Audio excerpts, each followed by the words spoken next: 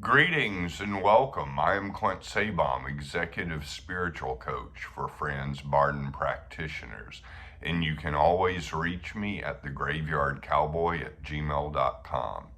And here we are in step 3, where we turn a corner, in my opinion, on Bardonian work and get to what I almost consider, along with getting in touch with the Akasha, this elemental breathing, pour breathing the elements, is crucial for magical equilibrium and magical success. This is actually crucial, and I spent a lot of time on this in this step and in the few steps that come. I spent a whole lot of time because I really wanted to get the elemental charging right, and it felt good. It felt good to do, and I wasn't in a hurry to move through the book. I was fine just spending a lot of time on working with the elements and feeling the elements inside my body, and that's basically what I did. I took a whole 2 years with just not necessarily just this step, but all of the breathing in and out of the elements that comes with, the steps that come after this one too. And so I spent a lot of time with this. And that doesn't have to be your case, but what I'm saying is this process feels good. There's no need to rush it. So we start with fire, and we imagine a fire. We imagine the fire around us, our house burning, everything in flames, and us sitting in the middle of a big fire. Or it could just be a big bonfire. Perhaps we imagine ourselves in the middle of a big bonfire in a field or a forest fire. Everything is just on flames. And we breathe in and out that fire. We breathe in and out that fire.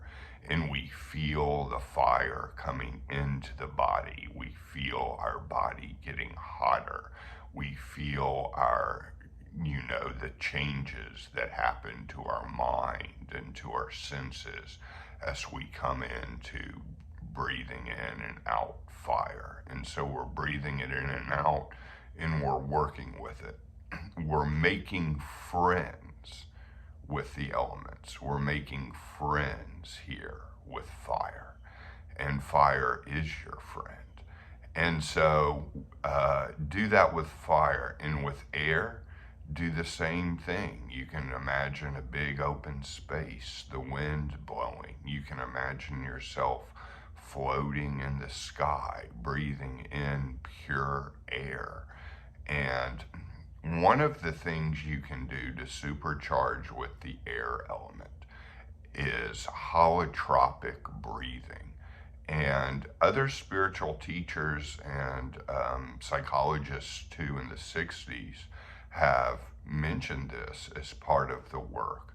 But say maybe 20 breaths, 20 to 30 breaths of just hyperventilating, and it may be like you have to focus on the hyperventilating to the point that you can't breathe it in all your pores. You're just breathing in through the lungs, and that's fine. But I'm serious. Take a big gulp in your mouth,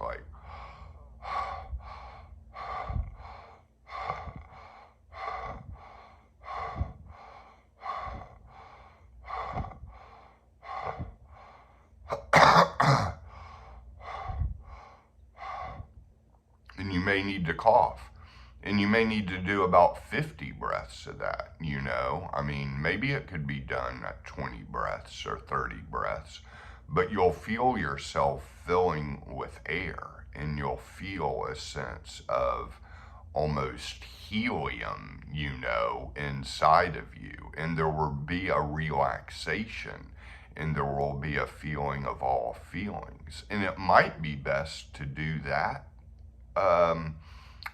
kind of hack on the lying flat on the bed and just completely hyperventilate. I'd say 20 to 30 breaths should be enough to start at first. And then just after you take all those breaths, just go back to breathing normally, slowly.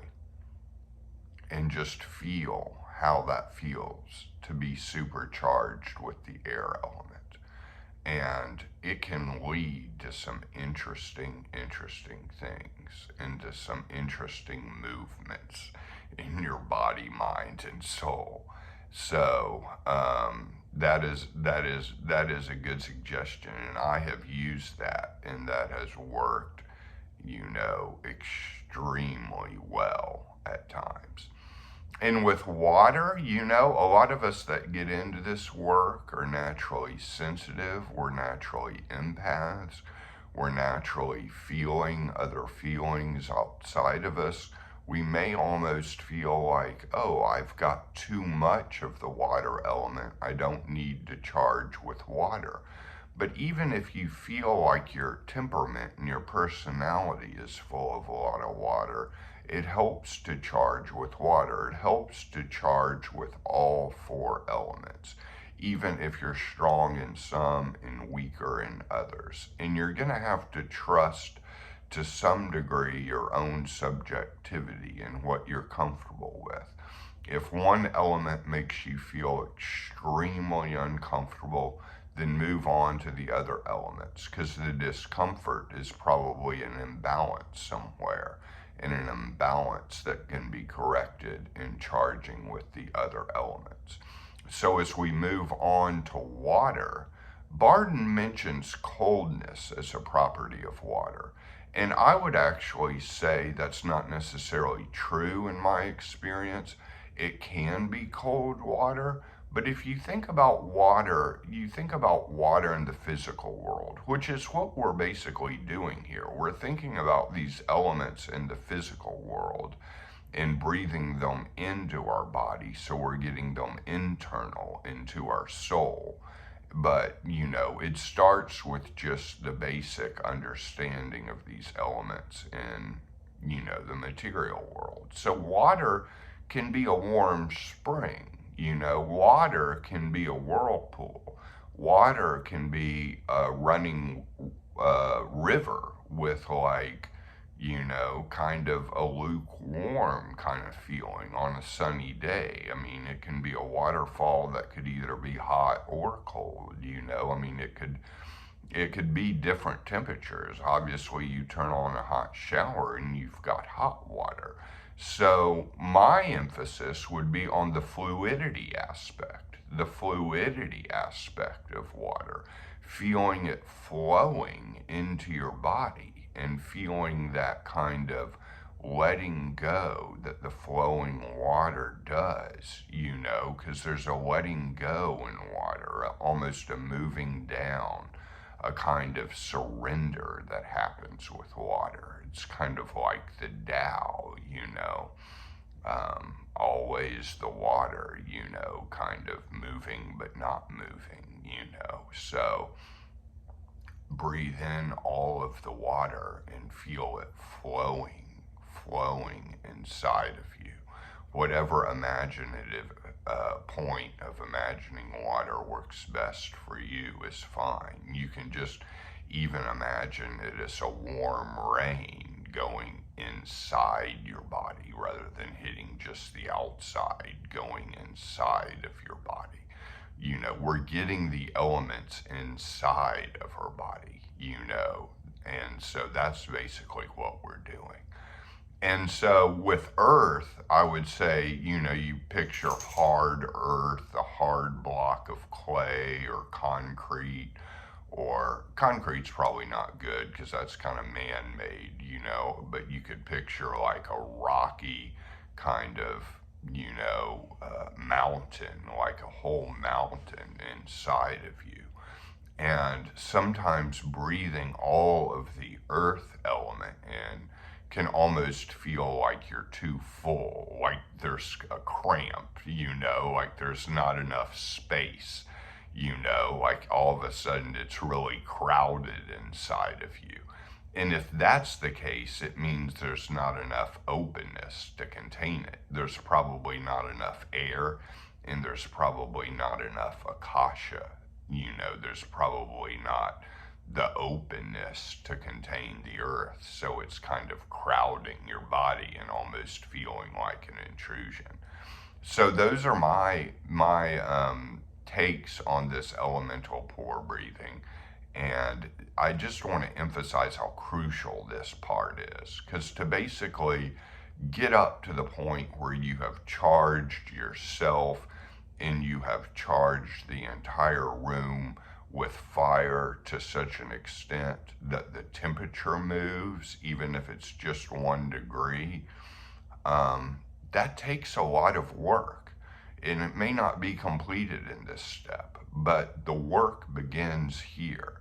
So spend plenty of time on this step, and it's just going to kind of continue in a similar form as we go on. But this is just a key piece here.